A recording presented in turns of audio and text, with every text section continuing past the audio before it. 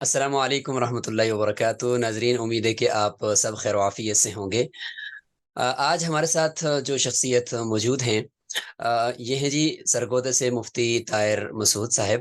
اور مفتی طاہر مسعود صاحب 2004 میں رائے منڈ سے ان کی فراغت ہے، اور اس کے بعد 2006 سے یہ سرگودہ میں ایک مسجد کے اندر امام اور خطیب بھی ہیں، اور ساتھ ہی ایک مدرسے کے اندر تدریس کے فرائض سر انجام دے رہے ہیں۔ الحمدللہ کئی علوم و فنون کے اندر ان کو مہارت حاصل ہے۔ اسی طرح مفتی طاہر مسعود صاحب نے حال ہی میں یعنی ابھی 2019 کے آخر میں ایک ادارے کو جوائن کیا، مدرسہ ڈاٹ پی کے، جس کا نام ہے۔ اور اس ادارے کے اندر مفتی طاہر مسعود صاحب وہ مینیجر ہیں ہائرنگ، اور جو اسباق وہاں پہ بن رہے ہیں درس نظامی کے، تو ان کو دیکھ رہے ہیں۔ تو صرف 2.5-3 سال کے انتہائی مختصر دورانیے کے اندر مفتی طاہر مسعود صاحب نے ایک ٹیم بنائی ہے، اور اس ٹیم کو انہوں نے اتنا ایجوکیٹ کیا ہے، ایسا ٹرین کیا ہے کہ تقریباً 15,000 سے زائد اسباق ابھی تک بن چکے ہیں۔ اور 30 جون تک یہ پورا درس نظامی صرف ایک وفاق کا نہیں، 5-6 وفاقات کا وہ ریکارڈ ہو رہا ہے، ویب سائٹ، یوٹیوب اور فیس بک کے اوپر اپلوڈ بھی ہو رہا ہے۔ مفتی طاہر مسعود صاحب اس کو لیڈ کر رہے ہیں، یہ ایک بہت بڑا ان کا کارنامہ ہے۔ تو آج یہ شخصیت ہمارے سامنے موجود ہیں، ہم ان کا تعارف اور ان کی جو علمی خدمات ہیں وہ آپ احباب کے سامنے رکھیں گے۔ السلام علیکم ورحمۃ اللہ وبرکاتہ۔ جی وعلیکم السلام ورحمۃ اللہ وبرکاتہ۔ مفتی صاحب آپ خیریت سے ہیں؟ ٹھیک ٹھاک ہیں؟ جی الحمدللہ، آپ خیریت سے ہیں؟ اللہ کا شکر ہے جی۔ اچھا مفتی صاحب، یہ سب سے پہلے بتائیے گا کہ آپ اپنا، چلو مختصر تعارف تو ہو گیا، لیکن اس کے علاوہ آپ اپنے بارے میں اور کیا واضح کرنا چاہیں گے ہمارے سامعین کے سامنے؟ سب سے پہلے تو میں آپ کا شکریہ ادا کروں گا کہ آپ نے ہمیں گفتگو کے لیے دعوت دی۔ دوسرے نمبر پر میں اپنا تعلیمی سفر آپ کے سامنے رکھنا چاہوں گا کہ عام طور پر آدمی یہ بتانا پسند کرتا ہے کہ میں نے اس علمی لائن کو، علمی سفر کو جوائن کب کیا اور کیسے کیا۔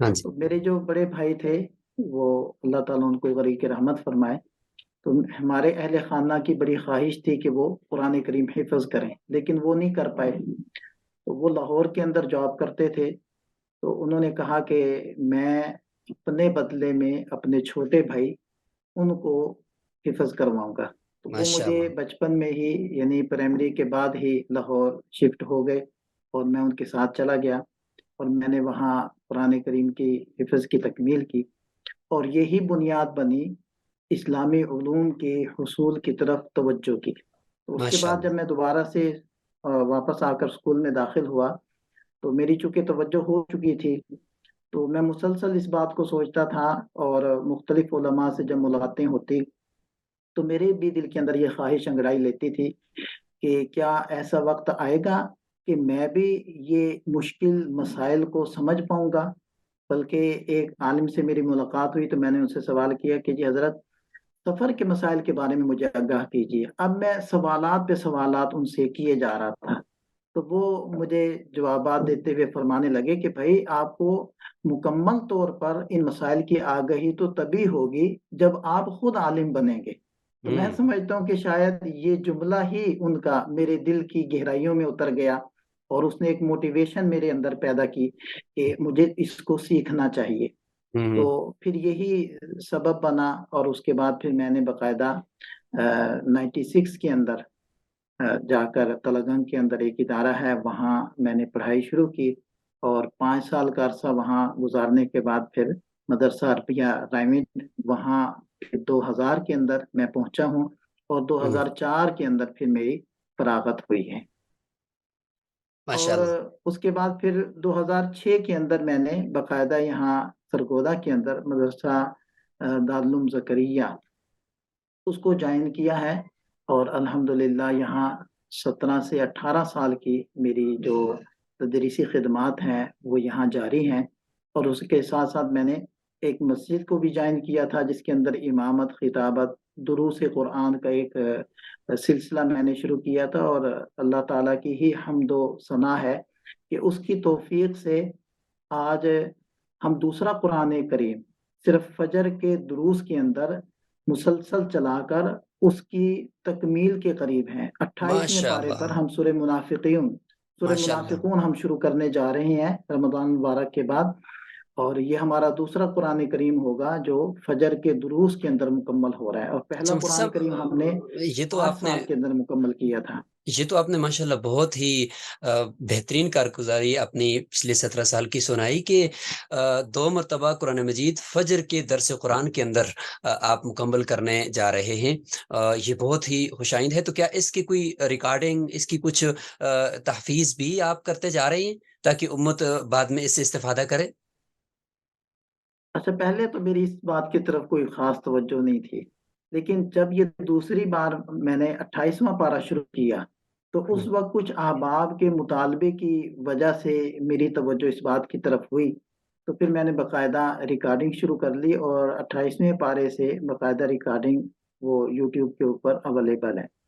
اور حسن صاحب، میں آپ کو مزید بتلاؤں، یہ صرف دروس قرآن ہی نہیں ہے، بلکہ اس کے ساتھ ساتھ میں نے درس حدیث بھی شروع کیا، اور بہت ساری حدیث کی کتب جس کے اندر زاد الطالبین، ریاض الصالحین کے کچھ مخصوص حصے، اور اسی طرح معارف الحدیث، اس کو بھی ہم نے دروس کے اندر فجر کے نماز کے بعد وہ قرآن کریم کے ساتھ ساتھ ہم نے چلایا ہے۔ ہم نے ایسے کیا تھا، کچھ عرصہ ہم ایسے چلاتے رہے ہیں کہ ہفتے کے 3 دن درس قرآن ہوتا تھا، 3 دن درس اچھا، حدیث ہوتا تھا، اچھا، اور صرف اسی پر ہم نے اکتفا نہیں کیا، بلکہ عصر کی نماز کے بعد ہم نے باقاعدہ درس مسائل کے نام سے وہ درس شروع کیا، جس کا دورانیہ 3 سے 5 منٹ ہوتا تھا، اور اس درس کے اندر ہم نے الحمدللہ درجنوں کتابیں درجنوں کتابیں مختلف موضوعات کی وہ دروس کی شکل کے اندر ہم نے وہ مکمل کی ہیں، اور الحمدللہ اس کا بڑا فائدہ ہے ہمارے پاس نماز پڑھنے والے احباب اور ہمارے اہل محلہ کے اوپر اس کے اثرات واضح طور پر، نمایاں طور پر نظر آتے ہیں۔ یقیناً آپ جیسے فرما رہے ہیں کہ درس مسائل بھی ہیں، درس حدیث بھی ہے، اور ایک امام اور خطیب کے لیے آپ کی اس کارگزاری کے اندر بہت کچھ اسباق پنہاں ہیں اور پوشیدہ ہیں۔ اللہ تعالیٰ آپ کی ان خدمات کو قبول و منظور فرمائے۔ اچھا، یہ فرمائیے گا کہ بلکہ دوران تدریس جی بلکہ میں اس میں، اگر آپ مجھے اجازت دیں، تھوڑا سا اضافہ کروں، جی ضرور۔ یقیناً دوسروں کے لیے یہ مفید ہوں گی چیزیں۔ اس کے ساتھ ساتھ نا، جو جمعے کا بیان ہے، تو میں نے یہ سوچا کہ دیکھیں، ہفتے کے بعد ایک طبقہ ہمارے پاس آتا ہے جو سر تسلیم خم ہے، اور سر جھکا کر جو خطیب کہہ دے اس کو سننے کے لیے تیار ہوتا ہے۔ تو اس کے لیے باقاعدہ میں نے یہ سوچا کہ اس کو پوری پلاننگ کے ساتھ اگر پڑھایا جائے تو ہمارے اس مجمع کو اچھی چیز وہ سننے کے لیے اور عمل میں لانے کے لیے ملے گی۔ تو ہوں اس کے لیے ایک تو ہر بیان کو اچھے طریقے سے تیار کرنا، اور وقت اور زمانے کی ضروریات کو سامنے رکھنا۔ اس کے ساتھ میں نے کیا کیا کہ باقاعدہ کچھ نہ چینیں چلائیں، مثلا ایک مرتبہ میں نے چین چلائی شادی بیاہ کے مسائل، وقوف کے مسائل سے لے کر پھر اسی طرح رشتہ پسند کرنا، اور پھر شادی بارات کا جانا، یہ اس کی کیا حیثیت ہے، جہیز، اور پھر ولیمہ، اور پھر شادی کے بعد کے مسائل، طلاق اور خانہ داری وغیرہ، ایک پوری چین تھی جو میں نے چلائی ہے۔ تو اس کا بھی ہوں بڑا فائدہ ہوتا ہے، اور اس چیز کے اوپر بھی ہمیں توجہ رکھنی چاہیے۔ بہت بہت شکریہ۔ چونکہ ایک عالم دین جب وہ امام اور خطیب ہوتا ہے تو معاشرے کے اندر اس کا اثر و رسوخ وہ تب ہی اچھی طریقے سے بڑھ سکتا ہے کہ جب وہ اپنی مسجد سے، اپنے محلے سے ابتدا کرتا ہے، اور اسی کے اندر وہ اتنے اپنے دائرے اثر کے اندر رہتے ہوئے کام کرتا ہے کہ اس کا وہ کام پھیلتے پھیلتے پھیلتے وہ ایک بڑا کام ہو جاتا ہے۔ تو یہی ہے وہ کہ اپنے دائرے اثر کے اندر رہتے ہوئے کام کرنا۔ اچھا مفتی صاحب، یہ بتائیے گا کہ دوران تدریس آپ کی کس فن سے زیادہ مناسبت رہی اور زیادہ اس میں مہارت آپ نے حاصل کی؟ اگر اس میں کوئی خاطر خواہ کام ہو وہ بھی آپ ذکر کر سکتے ہیں۔ الحمدللہ سارے فنون سے ہی میری مناسبت تو رہی ہے، لیکن خاص طور پر جس کو ہم ہائی لائٹ کر سکتے ہیں وہ ہے علم النحو۔ علم النحو کے دوران دراسہ یعنی پڑھائی کے دوران پہ ہم نے جو علم النحو کی کتب پڑھی، مثلا شرح ملا جامی پڑھی، تو اس دوران پڑھائی ہم لوگ محرم آفندی دیکھا کرتے تھے اور ہوں، شرح جامی کو اور شرح جامی کے حاشیے سے حل کیا کرتے تھے۔ ماشاء تو جب اللہ، اللہ تعالیٰ نے مجھے موقع دیا اس کتاب کے پڑھانے کا، معرکۃ الآراء کتاب ہے، تو میں نے اس کے لیے شرح رضی بھی منگوائی، محرم آفندی کو بھی میں دیکھتا تھا، پورا حاشیے اس کا حل کرتا تھا۔ تو اس فن سے مجھے زیادہ مناسبت رہی ہے۔ اور قافیہ کے میں نے عربی حواشی لکھے ہیں، جو چھپے تو نہیں ہیں، لیکن بہرحال اپنے فائدے کے لیے اور طلبہ کرام کے فائدے کے لیے میں نے عربی حواشی اس پر رکھے ہیں۔ ماشاء اسی اللہ، طرح علم النحو کے اسباق ریکارڈ میں نے کیے ہیں، کیونکہ میں سمجھتا ہوں کہ ابتدائی جو بچے ہوتے ہیں، طلبہ ہوتے ہیں، ان کو اگر اچھے طریقے سے علم النحو سمجھا دیا جائے تو ساری زندگی کے لیے ان کا ایک بڑا مسئلہ حل ہو جاتا ہے۔ تو اس کے لیے میں نے بہت ہی آسان اسباق، اور وہ اتنے عام فہم ہے، طلبہ ہی نہیں بلکہ جو عوامی ہمارا طبقہ ہے وہ بھی اگر اس کو سنے گا تو وہ بہتر طریقے سے ان کو سمجھ پائے گا۔ ماشاء اللہ۔ اچھا مفتی طاہر مسعود صاحب، آپ کے نام کے ساتھ مفتی کا سابقہ ہے، تو یہ کیسے ہوا؟ اس کے حوالے سے آپ آگاہ فرمائیے گا، اور یہ بتائیے گا کہ کیا یہ پہلے ہی آپ تدریس سے پہلے ہی افتاء کر چکے تھے یا دوران تدریس کیا؟ یہ بڑا اچھا آپ نے سوال اٹھایا ہے۔ دوران تدریس ہی مجھے یہ موقع ملا، بلکہ جب میں نے تدریس شروع کر دی تو میرے دل کے اندر یہ خواہش تھی کہ میں افتاح کروں، لیکن ہوں، تدریس شروع کر لینے کے بعد اب کوئی موقع مجھے نظر نہیں آتا تو تھا، تو پھر کیسے ممکن ہوا؟ ایک آن لائن ادارے کا میں نے اشتہار پڑھا۔ ہوں، تو جیسے ہی میں نے پڑھا تو فوری طور پر میں نے اپلائی کیا، اور ہم اپنی جو ہماری کلاس تھی وہ پہلی کلاس تھی آن لائن افتاح کرنے والی، اور اس کلاس میں سے بھی جو سب سے پہلا نمبر تھا وہ میرا تھا۔ ماشاء اللہ، تو میں نے بلا کسی تحقیق کے اور بلا کسی جھجک کے وہاں اپلائی کیا، اور پھر ہم نے 2019 کے اندر یہ افتاح ہم نے آن لائن مکمل کیا، اور یہ تدریس کے ساتھ ساتھ میرے لیے کرنا ممکن ہوا۔ اچھا اس میں یہ ظاہر ہے کہ آپ کا تقریباً 2019 کا مطلب یہ ہے کہ 2006 سے آپ کی تدریس ہے، تو کم از کم 15-16 سال آپ کی تدریس کے ہو چکے تھے، پھر آپ نے افتاح کیا، تو اتنے دوران تدریس اور اتنا تدریسی تجربہ، پھر افتاح کیا فائدہ محسوس کرتے ہیں؟ اس کا مجھے بہت زیادہ فائدہ ہوا، کیونکہ جب اس استفتاح کے جواب میں ہم نے تحریر لکھنی ہوتی ہے، یا اسی طرح عبارات کو حل کرنا ہوتا ہے، جیسے فتاوی شامی ہے وغیرہ وغیرہ، تو اس کے اندر مجھے بہت زیادہ ہیلپ ملی۔ ایک تو عربی عبارات میرے لیے مسئلہ نہیں تھی، پھر اردو تحریر کا بنانا وہ بہت اچھے طریقے سے مجھے آتا تھا، تاکہ ہمارے ایک استاد صاحب تھے جو ہمارے سوالات کو چیک کرتے تھے، تو وہ مجھے کہنے لگے کہ آپ نے پہلے بھی کہیں سے افتاح کیا ہے؟ میں نے کہا جی نہیں۔ تو وہ ان کے الفاظ یہ تھے کہ کسی مجھے بھی مفتی والے الفاظ آپ کے ہیں۔ ماشاء تو اللہ، یہ میں سمجھتا ہوں کہ یہ تدریس کا فائدہ تھا اور اس کے اثرات تھے۔ بہت بہت شکریہ، ماشاء اللہ، کافی تو فائدہ ہوا کہ اس سے میں ایک پیغام بھی دینا چاہوں گا کہ دیکھیں، سیکھنے کا تو کوئی خاص وقت نہیں ہے نا، ہوں، آدمی موت تک سیکھ سکتا ہے۔ تو جو ہوں، احباب تدریس کر رہے ہیں وہ میرے خیال سے زیادہ اچھے طریقے سے ابتدا کر سکتے ہیں، تو اس لیے وہ گھبرائے نہ، بلکہ ہوں، اس طرف بھی آئیں اور یہ کام بھی کریں۔ ماشاء اللہ۔ اچھا مفتی صاحب، آپ کے تعارف میں نے مختصر سا ذکر کیا تھا کہ مدرسہ ڈاٹ پی کے ایک ادارہ ہے، آپ اس کے اندر کام کر رہے ہیں، تو مفتی صاحب یہ مدرسہ ڈاٹ پی کے کیا ہے، اور آپ کا اس ادارے کے ساتھ کب سے سلیک ہوا؟ مدرسہ ڈاٹ پی کی اصل میں ایک سوچ ہے، اور وہ سوچ کیا تھی؟ وہ سوچ یہ تھی کہ اہل مدارس کے لیے کچھ آسانیاں پیدا کی جائیں۔ ہوں، ٹیکنالوجی کا دور ہے، دنیا تیزی سے سکرین پر شفٹ ہو رہی ہے، تو سوچا یہ گیا کہ اہل مدارس کو اس سکرین کا فائدہ کیسے پہنچایا جائے۔ پھر آپ دیکھیں کہ ہر مدرسے کا، ہر ادارے کا کوئی خاصہ ہوتا ہے، جیسے کچھ ادارے وہ فلکیات کا کورس پڑھاتے ہیں، کچھ ادارے جغرافیہ کا کورس کروا رہے ہیں، کچھ ادارے علم الفقہ اور اصول الفقہ کے اوپر بڑا اچھا کام کر چکے ہیں، اور اسی طرح کچھ ادارے عربی تکلم کے حوالے سے بڑے معروف ہیں۔ تو سب اداروں کا کام ایک جگہ جمع ہو جائے اور اس ادارے کے کام سے، ان کی صفات سے بقیہ سارے ادارے بھی مستفید ہوں، اور پھر جو ہمارے مدارس کے طلباء ہیں، علماء ہیں، وہ اپنے اسباق کو معیار کے اوپر تیار بھی کر سکیں اور امتحانات کے نزدیک جا کر ان کا اچھے طریقے سے تکرار بھی کر سکیں۔ اب دیکھیں کہ ایک پرانے ادارے کے پرانے مدرس ہیں جو 25 سال سے 30 سال سے کتاب پڑھا رہے ہیں، ان کے مطالعے کا اور سبق تیار کرنے کا جو معیار ہے، اور ظاہری بات ہے وہ نئے مدرس کا نہیں ہے، اب ان کے علم سے کیسے استفادہ کیا جائے، تو یہ ایک سوچ تھی۔ اس سوچ کے صحیح۔ پیش نظر یہ 2019 کے اخیر میں یہ کام شروع کیا گیا۔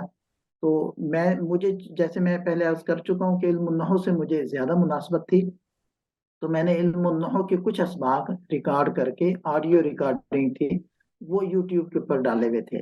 تو ہمارے ایک دوست ہیں، تو ان کو یہ اسباق ہاتھ لگے تو انہوں نے مجھ سے رابطہ کیا۔ 15 سال کے بعد ہم نے ایک دوسرے سے فون پر بات کی، تو انہوں نے کہا کہ آپ یہ کام کرنا چاہتے ہیں؟ میں نے کہا جی جی بالکل کرنا چاہتا ہوں۔ تو وہ کہنے لگے کہ کرنے کا طریقہ ہم آپ کو سکھاتے ہیں، تو آپ ہمارے پاس آئیں، مل کر یہ کام کرتے اچھا، ہیں۔ یہ یہ وہی بات میری ان دوست تھے کے کہ دل میں، یہ وہی دوست تھے جنہوں نے یہ اسی ادارے کی بنیاد رکھی ہوئی تھی؟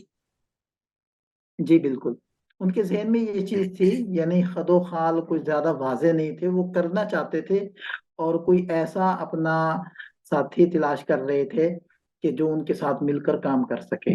تو مجھے دلچسپی تھی، تو انہوں نے جب مجھے آفر کی تو میں فوری طور پر گاڑی پر بیٹھا اور ان کی طرف محو سفر ہو گیا۔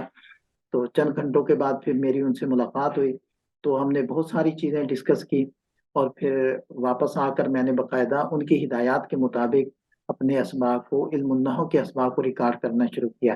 تو ابھی میں کتاب کو مکمل نہیں کر پایا تھا، تو وہ کہنے لگے کہ اگر آپ اکیلے لگے رہیں اور سارے درس نظامی کو ریکارڈ کریں تو بتائیں کتنا عرصہ لگے گا؟ میں نے کہا جی کم سے کم 10 سال لگیں گے اگر مجھے کچھ نہ ہو تو۔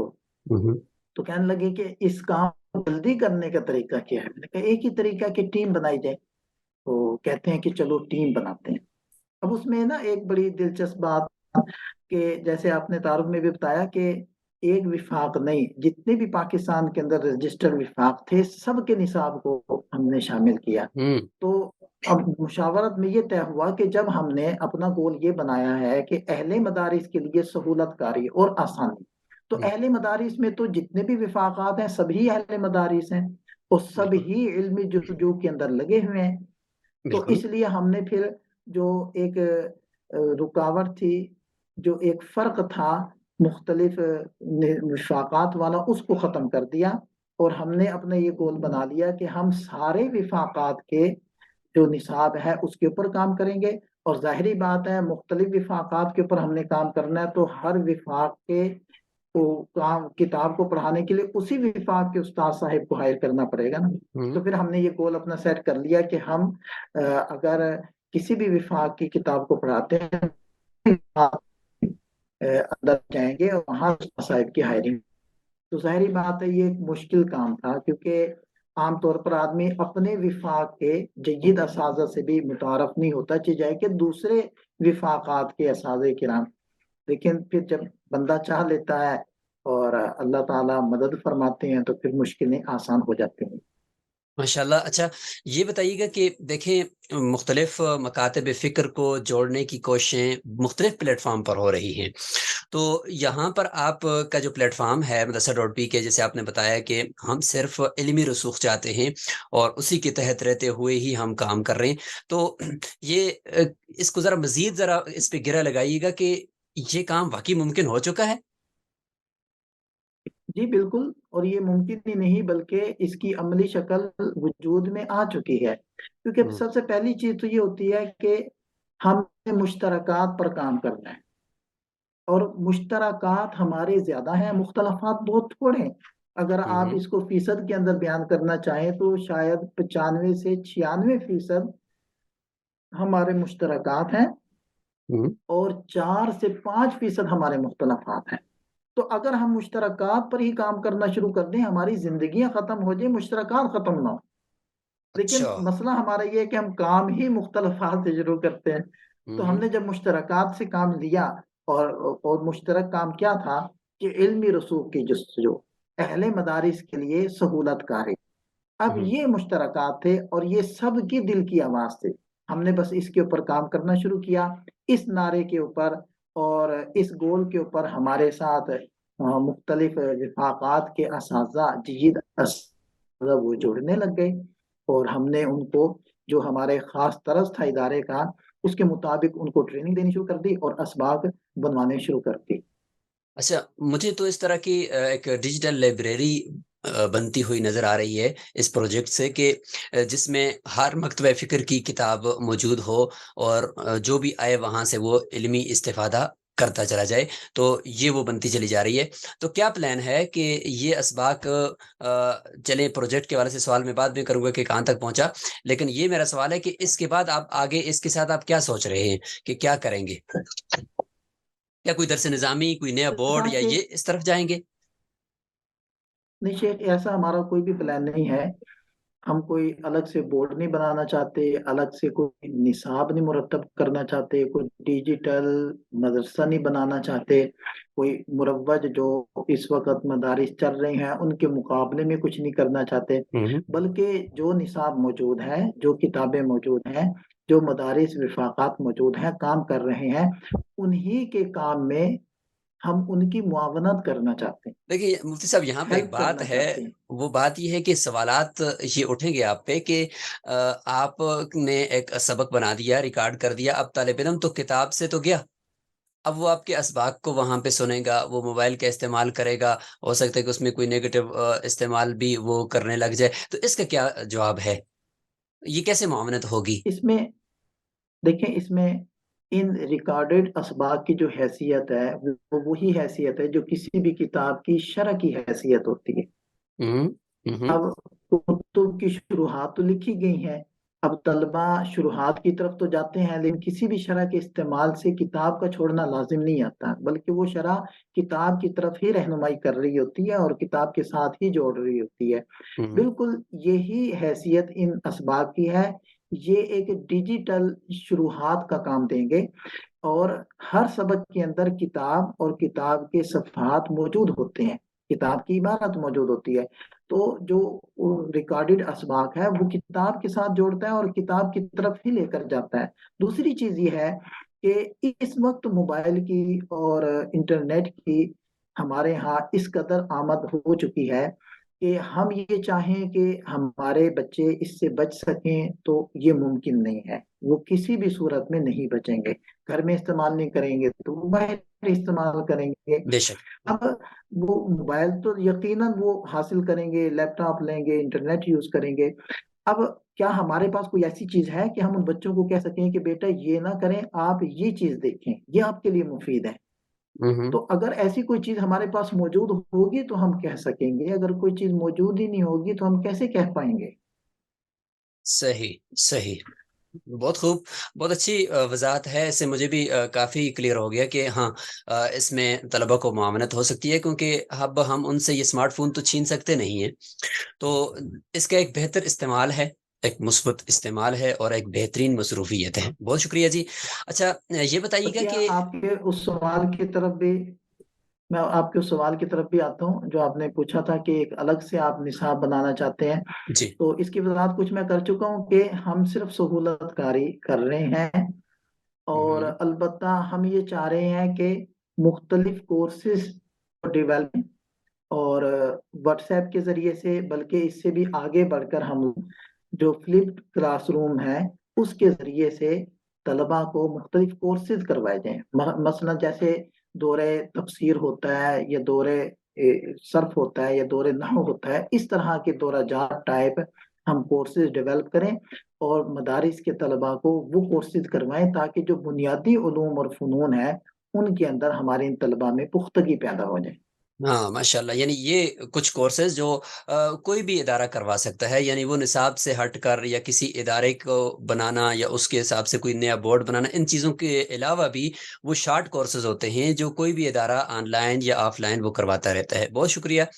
اچھا، یہ بتائیے گا کہ یہ کام کب تک مکمل ہو جائے گا، کہاں تک پہنچا، کتنے لیکچرز بن گئے یہ، اور اس حساب سے ساتھ یہ بتائیں کہ یہ ٹیم آپ نے کیسے بنائی، یہ بڑی دلچسپ بات ہے۔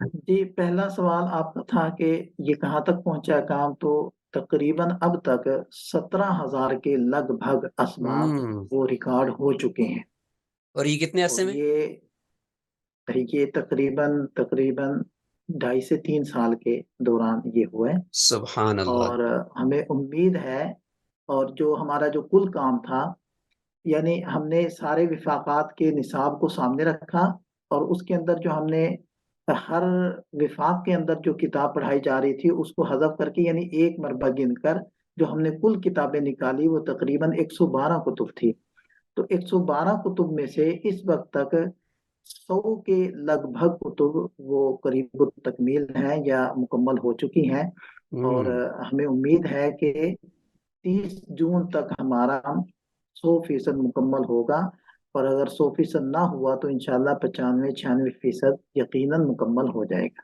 اس کے لیے مفتی صاحب مجھے ایسا لگتا ہے کہ آپ لوگوں نے یہ کوئی تقریباً 500 ہزار تک ٹیم چنی ہوئی ہوگی، اور ان سے آپ کام لے رہے ہو، اس لیے یہ کام بہت تیزی سے ہوا ہے. نہیں، اتنی بڑی ٹیم تو ہم نے نہیں بنائی، ہوں ٹیم تو ہم نے چھوٹی ہی بنائی ہے۔ ہوں وہ ٹیم کا جو زیادہ سے زیادہ ہمارا عدد گیا ہے، جو کام کرنے والے اسباق ریکارڈ کرنے والے اساتذہ ہیں، تو ان کا عدد 70 سے اوپر نہیں گیا۔ اوہ بقیہ 70. ٹیم تو مطلب انتظامیہ اور سوشل میڈیا والی جو ہماری ٹیم ہے، اسی طرح رضاکار ہیں، ان کو شامل کر کے تو ہمارا فگر اوپر گیا ہے، لیکن جو کام کرنے والے اسباق ریکارڈ کرنے والے اساتذہ ہیں ان کا کبھی بھی جو عدد ہے وہ 70 سے اوپر نہیں گیا۔ اچھا، 70 افراد پر مشتمل ٹیم ہے، اور اس کو آپ اتنا ان کی رہنمائی اور اتنی ان کی تربیت ہو چکی ہے کہ وہ 17 ہزار اسباق بنا چکے ہیں. ماشاء اللہ، یہ تو بہت بڑی کارگزاری ہے اور بہت بڑا کام ہے. اللہ تعالیٰ اس آپ کی حالی خدمت کو اپنی برگاہ میں قبول و منظور فرمائے. اچھا. اچھا، آپ نے دوسری بات پوچھی تھی کہ ہاں وہ. ٹیم بنائی کیسے، تو اصل میں جب آپ کسی نظریے کے اوپر کھڑے ہو جاتے ہیں اور لوگوں کو اس نظریے کے ساتھ جوڑتے ہیں تو پھر لوگ جڑ جاتے ہیں۔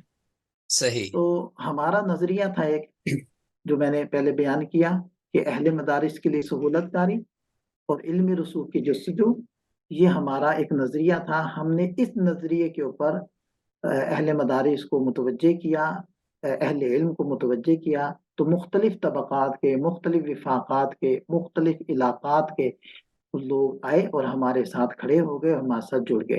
تو جو بنیاد ہوتی ہے نا روپے کی، رقم کی، دنیاوی مفادات کی، وہ سب سے کمزور اور بودھی بنیاد ہوتی ہے، اور جو نظریے کی بنیاد ہوتی ہے وہ سب سے مضبوط اور کامل بنیاد ہوتی ہے۔ تو ہم نے نظریے پر لوگوں کو جوڑا ہے، اور ہوں نظریے پر لوگ جڑتے ہیں اور جڑے رہتے ہیں۔ نظریے کو ذرا ایک دفعہ پھر اگر آپ ایک جملے میں بتا سکیں. ٹھیک ہے، علمی رسوخ کی جستجو۔ زبردست. جی، اس پہ آپ نے جب جوڑا تو علماء کرام تھے اور وہ خود ہی جانتے تھے کہ علمی رسوخ کیا ہوتا ہے، اور وہ تدریس کا میدان تو پہلے سے ان کا تھا، اور اسی پہ وہ سمجھ گئے کہ یہ تو ہماری تدریس صدیوں تک کے لیے محفوظ ہو رہی ہے، تو کیوں نہ ہم یہاں پر آئیں. تو اس حساب سے وہ جڑ گئے. تو ایک استاد مہینے میں کتنے اسباق بنا لیتے؟ دیکھیے، ہماری طرف سے جو مطالبہ ہوتا ہے وہ ہوتا ہے 52 اسباق کا، کہ روزانہ کے اگر استاد صاحب 2 اسباق بنائیں تو ہوں مہینے کے اگر 4 دن چھٹیاں بھی نکالیں تو 52 اسباق بنتے ہیں۔ تو لیکن بعض اساتذہ ایسے بھی ہوتے ہیں جو کہیں تدریس نہیں کر رہے یا کر رہے تھے، فی الحال چھٹیوں پر ہیں، تو ان کو زیادہ وقت مل جاتا ہے، تو وہ زیادہ اسباق بھی بنا لیتے ہیں۔ ماشاء اللہ.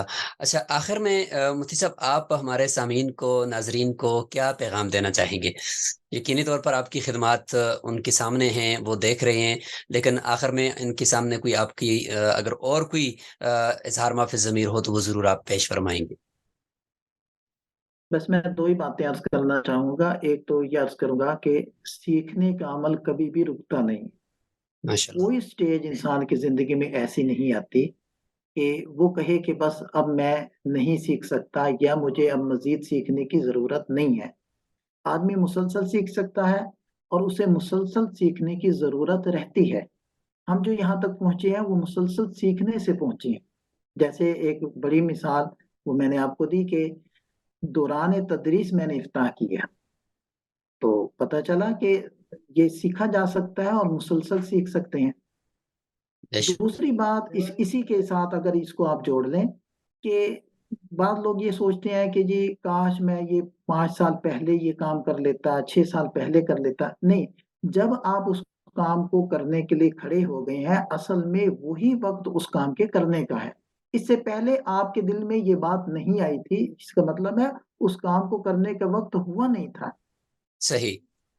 तो एक तो ये बात हो गई और दूसरी बात इसके अंदर ये है कि आदमी अगर किसी भी काम की ठान लेता है, तो फिर वो उस काम को कर पाता है। अल्लाह ताला उसके लिए मददगार होते हैं और उसके साथ लोग, उसके दोस्त अहबाब, टीम उसके साथ बन जाती है। आदमी अकेला कुछ नहीं है, टीम के साथ मिलकर वो बड़े-बड़े काम कर सकता है। लेकिन जबकि टीम को वो किसी नज़रिए के ऊपर जोड़ रहा हो। तो ये 2 बातें मैं अपने सामईन से अर्ज़ करूँगा कि सीखने का अमल कभी नहीं रोकना और नज़रिए पर लोगों को खड़ा करके फिर आप कोई भी बड़े से बड़ा काम होगा, आप कर पाएँगे। मुफ्ती साहब, आपका बहुत-बहुत शुक्रिया, आपने हमें वक़्त दिया।